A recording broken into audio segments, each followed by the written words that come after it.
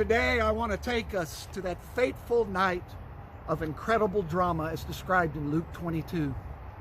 Jesus has shared the Last Supper with his disciples. He has prayed in the Garden of Gethsemane, and now he has been violently taken in shackles to the house of the high priest, where he's facing a lynch mob. The disciples have sadly all run for the hills, except for one who has been following at a distance.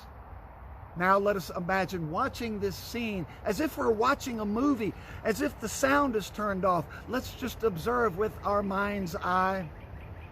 It's a fancy courtyard on a cool spring night.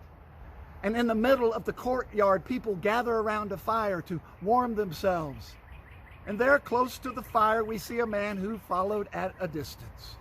A young woman is talking with him. She points her finger at him as if accusing him. And we see him shaking his head as though he was saying an emphatic no. Then a man begins to talk with him. He also points his finger as if to accuse him. And again, the response with the shake of the head is another no way. And then for a third time, a finger of accusation points toward the man on the hot seat, the man with a Galilean accent.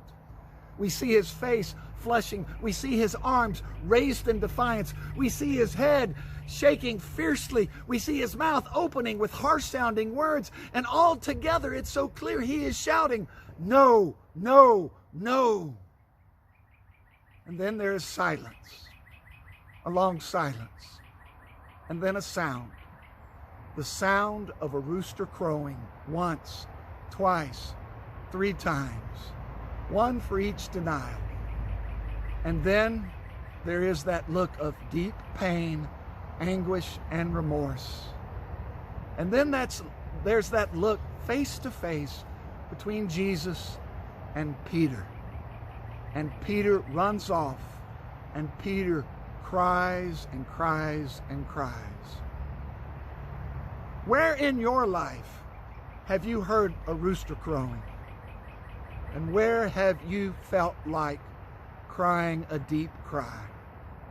Well, don't worry, my friends. Easter is coming.